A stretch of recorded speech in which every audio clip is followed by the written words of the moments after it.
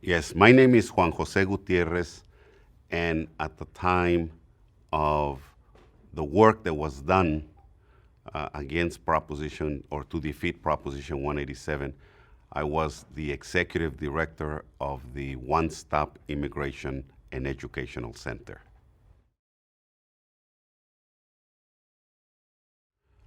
One Stop Immigration and Educational Center was founded in 1971.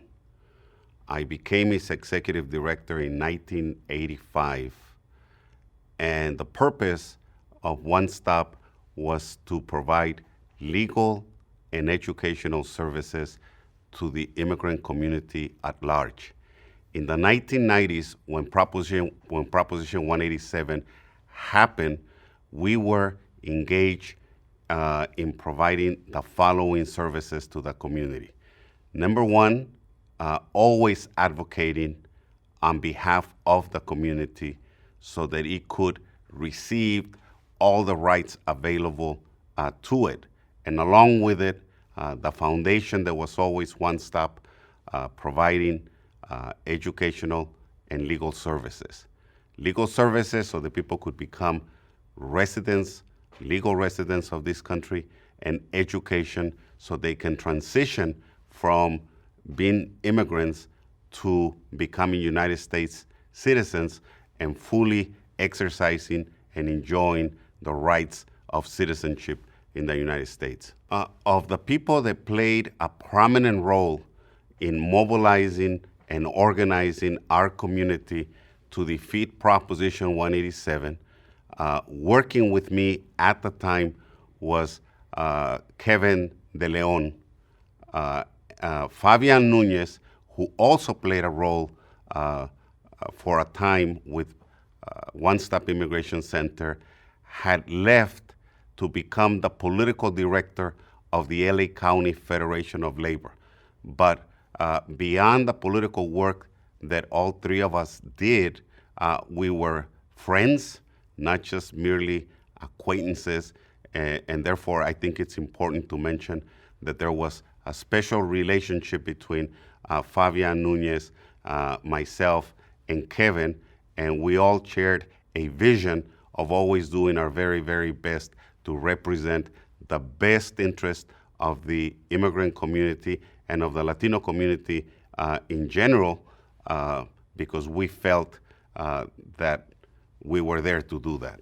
To understand why the Latino community came out in such huge numbers in opposition to Proposition 187 and to work to defeat it, one has to understand that that was preceded by the Immigration Reform and Control Act of 1986 that was popularly known as the Amnesty Law, that legalized approximately 3 million people around the country, and in California, around 1.6 million men and women and young people. And that meant that all those individuals, in order to become lawful permanent residents of the United States, they had to prove that they had a basic knowledge of the English language and of American civics and its history. And the Congress of the United States allowed for applicants of amnesty that if they did not want to be subjected to an actual test during an interview process with officers of what was then called the Immigration and Naturalization Service, they could they could go to school, receive a certificate that they had done any number of hours learning English as a second language, American and civics, and present that certificate and thereby avoid the actual test and become permanent residents of the United States.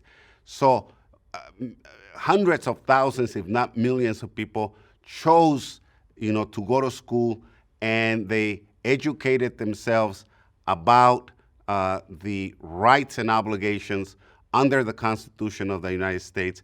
And at One Stop Immigration and Educational Center, we took that very differently.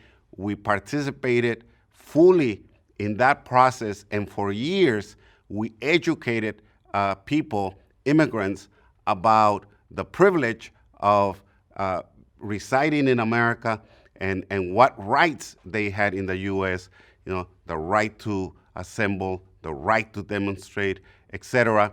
And so I think that led to a level of awareness and consciousness on massive numbers of people that when they felt threatened under Proposition 187, they were ready and armed with the type of education about their rights that they decided that it was time to put into practice what they had learned in class. And so I believe that the reason why there was such massive participation had to do not in the genius of the individuals that were protagonists and advocated for the community to come out and support our efforts to defeat Proposition 187, but that it actually had a lot to do with the preparation that happened during the time the people went to school and availed themselves of the basic education, but all-important education about the political rights that they had as human beings, as residents, lawful residents in this country. I was shocked when Proposition 187 was presented in its original form as the Save Our State initiative that eventually became Proposition 187, because it seemed out of place. We had just legalized over 3 million people, and they were in the process of becoming naturalized United States citizens, and it didn't make sense for a political party to go after an identified constituency, the Latino community, in order to win votes. Now, the Republican Party can justify in the aftermath of what happened with Proposition 187 and our efforts to defeat it, they can justify it, making all kinds of arguments about why it was not a racist proposition or an anti-Latino proposition. But, that's just rhetoric. The fact remains that it was a proposition, to go after the Latino community and to beat her politically into submission. And so, of course, we were not about to allow that to happen. So, in hindsight, when I think about Proposition 187, I think that it was not just one of the most horrendous political propositions by a major political party in the U.S., but it didn't make any sense if you thought about it logically, because at a point in time when the Republican Party should have been competing with the Democratic Party and embracing us to join them, they chose to reject us and to beat us down, and the consequences, they're paying for it now. In 1994, the polls were set to the public at large and specifically to the Latino community to do nothing about it because according to the polls, about 80% of potential voters in the state indicated that they plan to vote for Proposition 187. So look, to do anything against Prop 187 is a lost cause. And so that's why I have always argued that while many people make the logical argument that Proposition 187 was supported overwhelmingly because 59% of the people that actually voted on election night voted for Proposition 187, while 41% voted against it, right? I take a different view of those that said, you still lost overwhelmingly because look, to raise the opposition by more than 100%, because if we start at 20% and we go to 41%, it's about 100%. And then taking into account that millions of those affected could not vote at the time, either because they, hadn't yet become naturalized citizens or were worst, case scenario, they were undocumented themselves, but nonetheless affected by whatever 187 represented.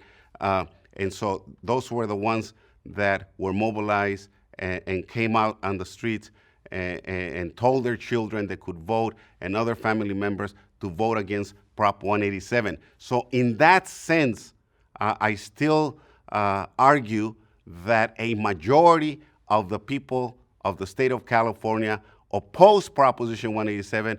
However, because many of those in opposition could not cast votes, Proposition 187 still won.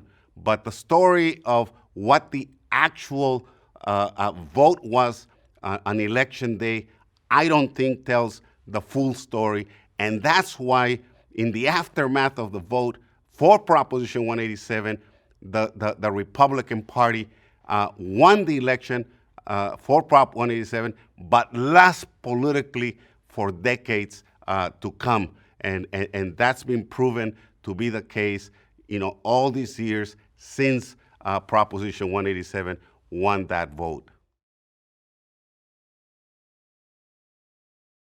And the reason why we decided that it was very, very important to organize and mobilize the community to play a role in the public arena was because we saw that it would be, that no matter what we did or didn't do, it was going to be extremely difficult to defeat Proposition 187.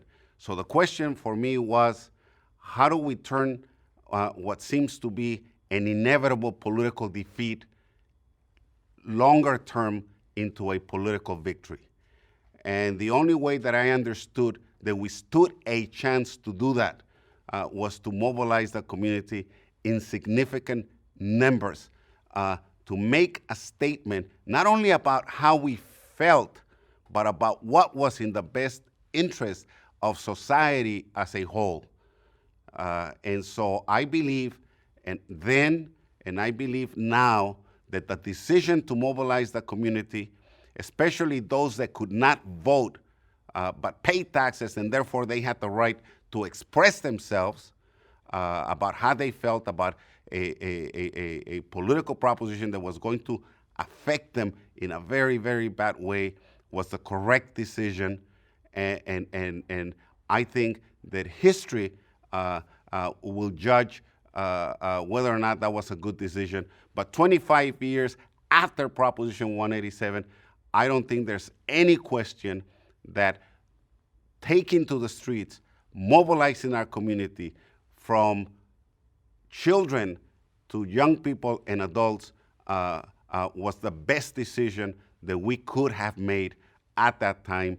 And I think that something that makes us all feel very, very well is that we made that decision, we ran with it, and thanks to that, our community was vindicated politically and otherwise. Making the decision to mobilize and organize the community was not the most difficult part of what we ended up doing at that time.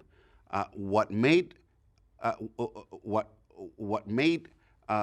making that a reality was the fact that not everyone in our community saw eye to eye on our strategy. There was a significant portion of our community that felt that mobilizing our community, that exhibiting the massivity of our presence in California society would turn people off, would turn voters in favor of Proposition 187, because there was, it was said that there was a certain fear of the changing demographics in the state and the country. And so that's what made our task of mobilizing our community, of reaching out to our community to participate politically like never before, difficult.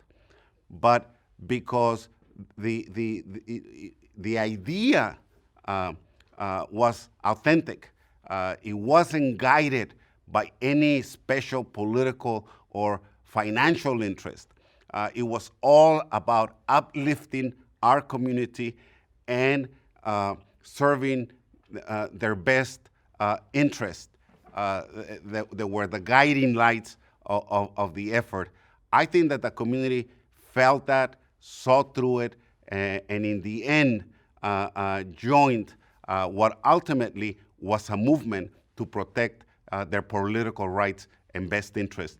And so we overcame the hazards and the difficulties of realizing our goal of mobilizing our community and making the community a real presence in the political reality of the state. And I think that we were successful in doing that. Well, we started what we used to do on a daily basis from the day we decided to organize and mobilize the community was basic. And we started with what we had control over. So like at One Stop Immigration and Educational Center at the time, we had countless schools. I don't mean thousands when I use the word countless, but we had, I don't know, 100, 150 centers where we taught immigrants about their rights and English as a second language. So we communicated with that base, which number in the thousands, about this threat, the political threat that Proposition 187 represented, and invited them to talk about the dangers and to get involved, and gradually led them to wanting to participate in being part of the opposition to Proposition 187. So that was multiplied with other organizations that were of like mind. And so, we went to public schools, to churches, to religious services, actually, not just to the Catholic classes for adults, where they were also teaching them ESL and American civics and history, preparing them so they could become lawful residents. We also went and reached out to the labor unions, to the university and community college community, the Cal States, et cetera. I mean, this was like a major effort. And the idea was to have everyone, the entire community, understand that we were under siege, that we had become the target, the political target of the intolerant forces in the state of California that felt that not only could they not let the state be governed by a Democratic Party candidate, but that we represented a serious threat to the state and, in a broader sense, to the nation. And so the community embraced that understanding, and that is why, besides the big march and everything that came with it and what it took to achieve it, you also saw students from grammar school to middle school to high school who walked out, up and down the state of California in support of the efforts to defeat Proposition 187. So this was a real community effort on a massive scale that had not been seen, not just in the state of California, but I believe that in the entire country. There's no other situation historically where you can speak of, children, adolescents, young adults, workers, housewives, and so on and so forth, everybody involved. And every sector participated, but that was thanks to, a group of organizers that manage the effort day in and day out. Without, that level of attention to the work that needed to be done to be successful at every turn in everything that we were doing, it wouldn't have been as successful as it was. Well, 1994 was important, not just because we organized in the Latino community like never before to defeat this very bad, this very racist Proposition 187. There were other issues. I'll come back to those. But what ensured that on October 16, 1994, we had this massive participation in the city of LA to oppose Proposition 187, were other marches that preceded the big march. In February and in May, there were very important political marches that built on each other, leading to the massivity of October 16th. Now, simultaneously, the labor movement was doing a lot of soul searching about how they were going to respond to the threat posed by Proposition 187 from the vision of the organized labor movement, union members. And some people know, others don't, but the fact is that after the 1940s and the end of the New Deal with the death of President Franklin Delano Roosevelt, a lot of that progressiveness that had been part of the fabric, of the political fabric of the country for about a dozen years, suddenly was overcome by a conservative period. We had the McCarthy period and so on in the 50s. What that means for people who don't know the term McCarthy period is that the labor movement was forced by political circumstances to become very anti-immigrant. Immigrants were blamed for being too radical, et cetera, et cetera. So immigrants started being rejected by the labor movement and ignored by the organized labor movement. And from around the 1950s forward, all the way to 1984, that we're talking about here, immigrants were viewed by organized labor as enemies of the working class in America. All these myths that undocumented immigrants come and take jobs away from Americans, and they depress wages and all that, caused a lot of problems, a lot of confusion. Of course, there was always a significant number of the more enlightened population that fought organized labor's reactionary position and work against immigrants. So in 1994, that was the reality. But by 1994, in the county of LA and in other counties like San Francisco, since we're talking about Proposition 187, significant portions of the labor movement were fighting and pushing back against this position that had become traditional by then within organized labor, that immigrants were enemies of the American working class.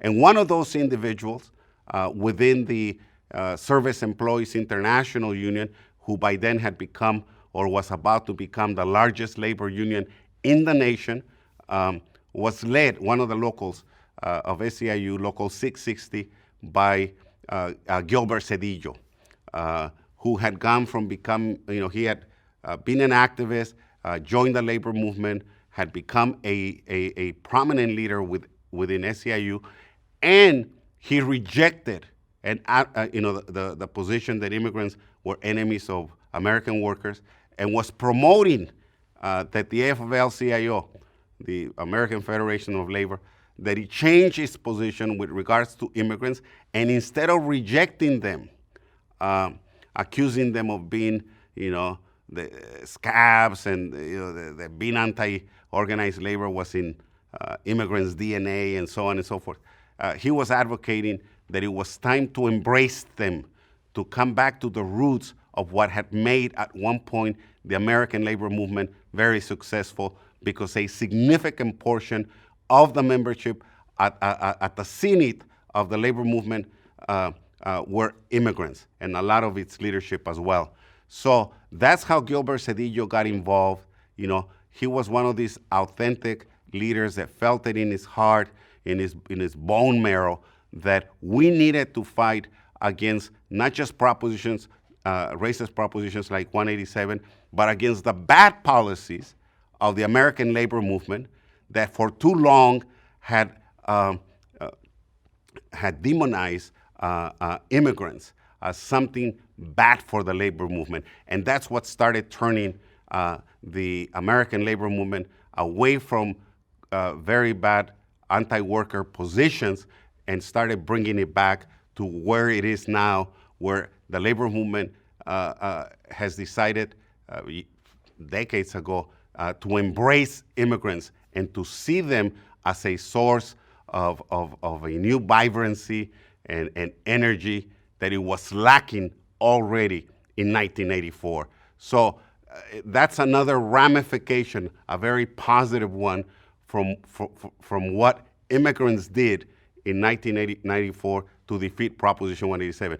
I think that made it clear to the labor movement that immigrants were not anti-worker, anti-union, but rather that labor had made a mistake in the past and that he needed to get back to the business of doing what labor unions are supposed to be there for, and that is to organize the unorganized, regardless of whether they have documents or not. Well, I happened to go to, how I came to cross paths with Gil Cedillo, it was 1994. He was already working with the Service Employees International Union, Local 660. He was the general manager of that union, and he had day-to-day responsibility for for managing the affairs of about 60,000 county workers under collective bargaining agreements with the county. And so Proposition 187 happens, and I went to a conference in San Jose where the subject of Proposition 187 was on the agenda, and I had to go and make a presentation. He made a presentation, and then at the end we said, hey, it seems like we're on the same side. We need to work together on this, and we both have a very, very tough task. You're gonna have to persuade your labor union and hopefully the larger labor movement, the County Federation of Labor, for example, and I'm gonna have to do all kinds of work with community groups and other social actors to oppose Proposition 187. And he said, I'll make a commitment to do that. He went to his executive board, they voted, and they decided to do it. And so that's how Gil Cedillo became an active part of the effort to defeat Proposition 187. And I have to add and underscore it, he was very successful in bringing the labor movement, at least at SEIU, and then by extension, the entire labor movement in the area, with the help of Fabian Nunez, who comes back into the picture because by then he was the political director of the LA County Federation of Labor, AFL-CIO. So between the two, they were able, no, actually, correction, Fabian was not the political director of the LA County Fed at the time. It was James Wood who was the head of the LA County Fed, but already both Gilbert and Fabian were involved in the labor movement. I think Fabian was working with the Electrical Workers Union at the time, and they were the ones, along with other individuals like Joel Ochoa Perez, who was with the machinists.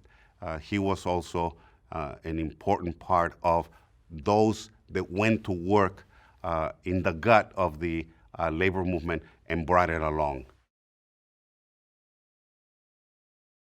Well, my memories are of a bright sunny day, and I got to the Cinco Puntos location in the heart of East LA on what used to be Brooklyn Avenue, and it's now Cesar Chavez Avenue and Lorena. And there's this monument to the Mexican-American heroes of American wars. And we decided to stage.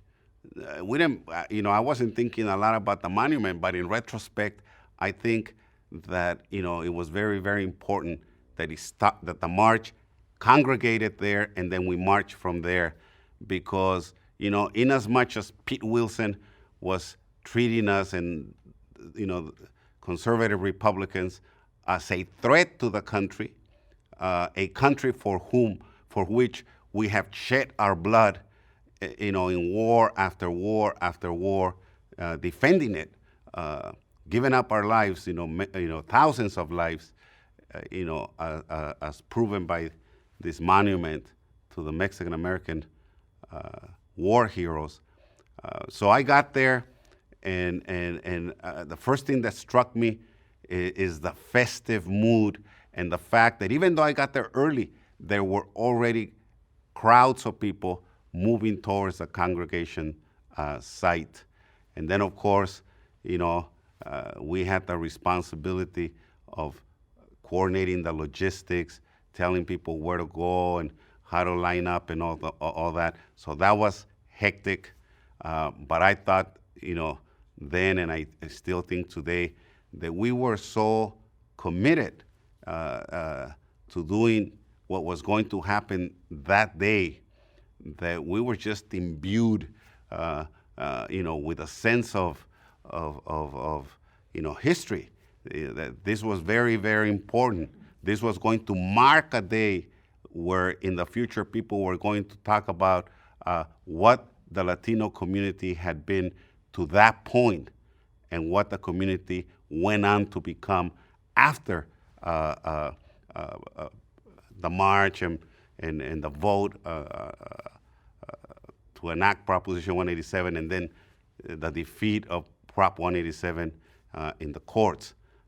And so, we were all tense. I was tense throughout everything that happened on that day.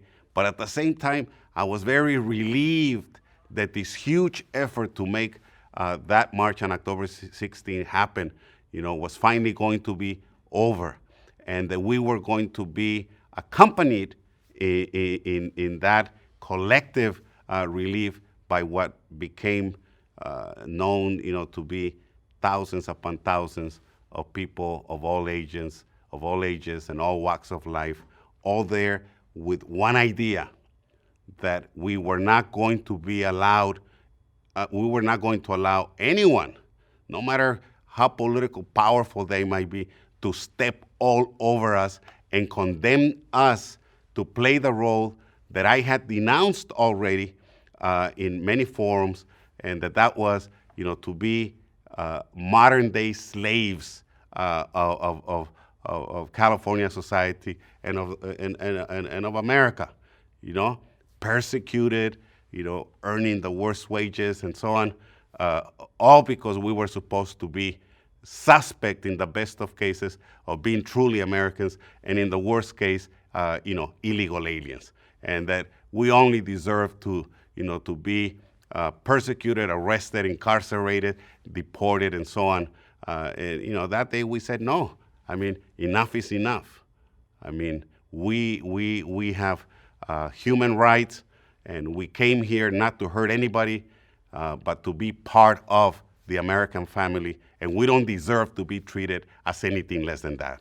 Well, one thing was violence. I was concerned that, some anarchists might show up and do something, unbecoming of an event like that could set things off. We were all on a short fuse. California had become incredibly polarized between those that were in support of Proposition 187 and everything that it represented, and those of us that we felt that it was the worst political idea in modern California history. And so, nobody knew what could happen, if a contingent of right-wingers would come to provoke the marchers and stuff like that. So, those are things that you think about and that you prepare for, but most importantly, you hope that you don't have to deal with a scenario like that.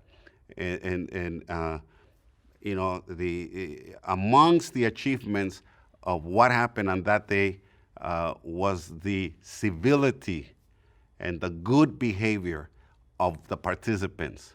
I remember that after all the speeches and all that, when the march ended and disbanded, and we told people to go home and to enjoy themselves and keep working, you know, to mobilize the vote to defeat Prop 187, I remember seeing small groupings of people that spontaneously organized themselves, and they were picking up trash and putting it in available trash bins and so on, you know, so that, you know, the place was clean. And I remember, you know, it wasn't all, it wasn't a bad scene by the time everybody disbanded. And I remember the members of the LAPD with whom we had dealt with, you know, to get the permits and all that, you know, review security and all that over the course of weeks. They remarked that they were surprised at how well behaved the crowd had been, and how civil they were. You know, they looked after one another, and they made sure that they set an example for everyone about how to do this type of public events. You know, the LA Times was so bad at the time, so conservative, a bastion of the Republican right, that not wanting, I guess, to show weakness as though they were a political actor, as though they were Pete Wilson himself, you know, they couldn't take a political defeat well, and instead they went on the offensive, trying to discredit the great political achievement of that day, a proud day for all Californians, I believe. And they focused on the fact that many of the participants had taken Mexican flags to the demo. And they publicized pictures in the LA Times, you know, showing these flags and using derogatory language. I mean, you know, racism of the worst kind, trying to represent what we had done as something that should be understood as threatening.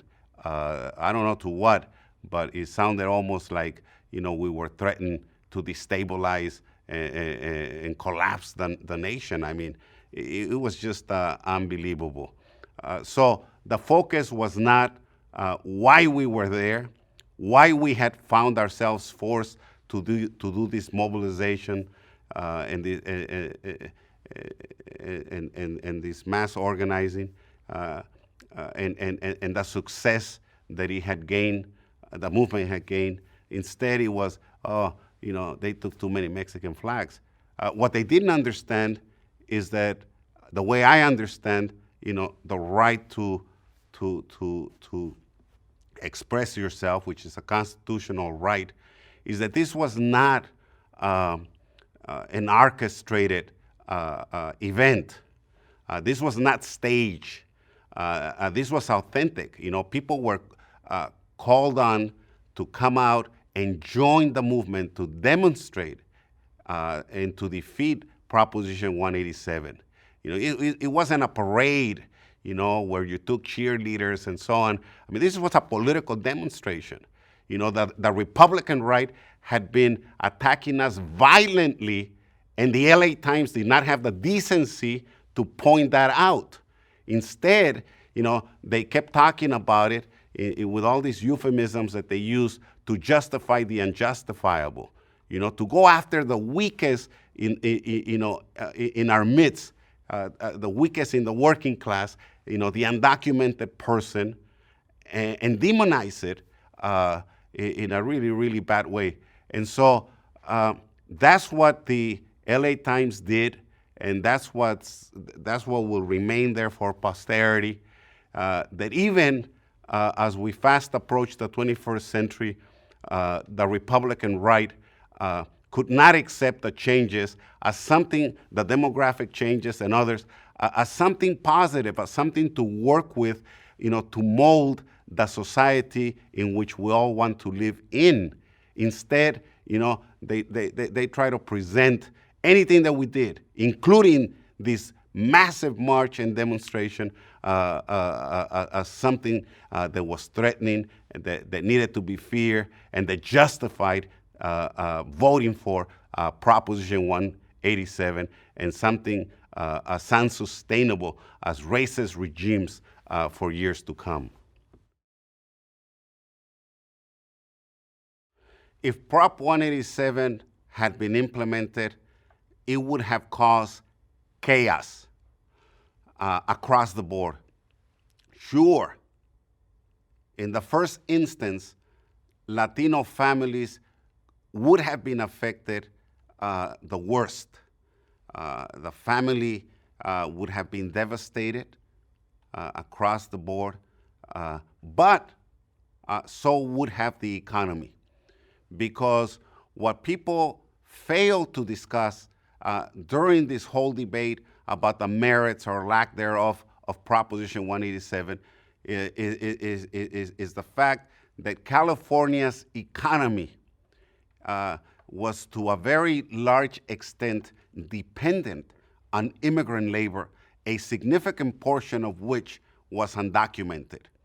So I think that economically, the state would have lost, society as a whole would have lost, because the economy would have gone into a recession, into a severe crisis.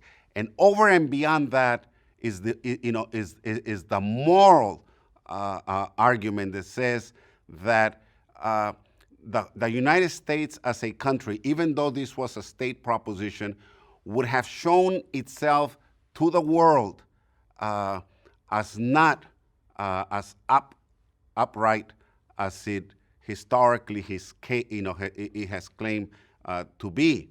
I think it would have been very, very bad to the social fabric of the United States, because it would have created a lot of tension and animosity that it is very hard to, amongst the different ethnicities and races, and it's very difficult to envision at this point what could have happened or what would have happened had Proposition 187 been implemented. I'm happy with the fact that because of the work that was done to defeat it, over time, a majority of the American population, certainly an overwhelming majority of the population of the state of California, saw how huge of a political mistake it would have been. Not only that Proposition 187 was voted in favor of by the majority of the population of the state, but had it been implemented. So I think that in the end, we all, breathe a sigh of relief that the Prop 187 was never implemented because of judicial action that was successful in stopping it. Well, for bad, what is changed is that we now have Proposition 187 on a national scale, and led not by Pete Wilson, but by our president, Donald Trump. Everything that Proposition proposed has become a reality under the administration of President Donald Trump. On the other hand, on the positive side, California has become the most progressive state in the nation. It's leading the resistance against the reactionary policies that are incarnated by President Donald Trump. Whereas in 1994, we wanted to throw kids out of public schools, turn teachers and doctors and nurses and firemen and police officers and so on into a de facto immigration officers to arrest and deport people. Now California has become a sanctuary state where we see immigrants, irrespective of their immigration status, as human beings, as people that are trying to make good for their families, just like every other immigrant that came before them, regardless of race or ethnicity. So I think, and then of course, on the political front, the aim of Proposition 187, which was to empower the Republican Party at the expense of immigrants and Latinos, that didn't happen. Now we have a California legislature that's overwhelmingly Democrat. All state positions are in the hands of Democrats. The Republicans do not have a single state office. And so I think that's significant. On the other hand, coming back to the negative, now we have, the Donald Trump challenge. And although the nation today, demographically at least, is not comparable to what California was then and is now demographically, I think that there are, if one looks closely, a lot of similarities. And so the question is, going forward, are we going to close ourselves and buy the narrative that's been peddled by Donald Trump and his cohorts, or are we going to break through and decide that we're better than that, just like we decided in California, although we lost the vote against Proposition 187. I think that we've learned the lesson, and now progressive forces around the country understand full well that the idea of Donald Trump, again, just like Pete Wilson did 25 years ago, demonizing the immigrant, blaming them for everything that's gone wrong or is going wrong in America. It's a story that's worn thin and is winning less and less supporters. And I think that ultimately it's going to go down in defeat. I don't know what's going to happen in 2020. That's why, even though it's something that people say every 4 years, when they talk about politics, 2020 is going to be, in my case, Juan Jose Gutierrez's case, the most important political election of my lifetime, where Americans are going to decide whether we embrace the politics of the past or we choose to go forward into the future with everybody on board, working together towards common goals, because I think that the experience in opposing and defeating Prop 187 in 2 stages, right? First politically, although we lost the election, and because we rejected it massively up and down the state, but a lot of those people couldn't vote.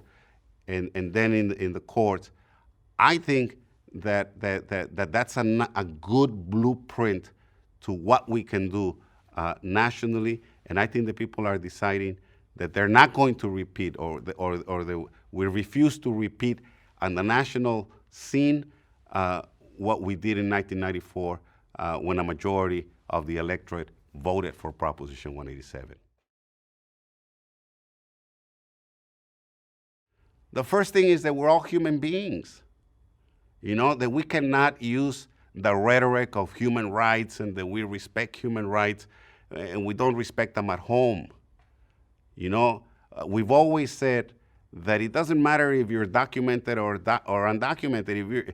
If somebody commits a crime, that person should be punished, period, right? But if you're a person that's contributing and paying taxes and trying to do good by your family, we should embrace all of those people, all of us, right? Because we can do more together than by buying the idea, that there's a fundamental difference between, a white person and a Latino or an African American and an Asian and so on and so forth.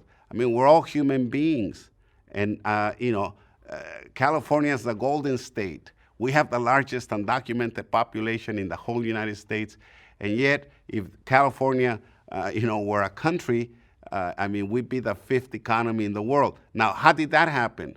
I mean, is that mean that what farm workers do or dishwashers or whatever, doesn't do anything to contribute to making California the Golden State?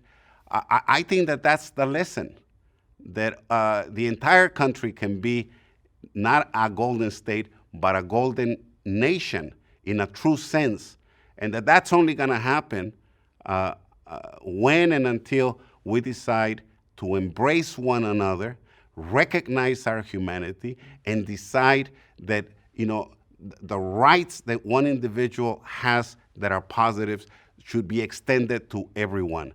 And to me, that's the biggest lesson of Proposition 187. It taught us that if we separate ourselves from what some people are telling us, that they're the others, we lose. But if we come together, we shine. We're capable of great things.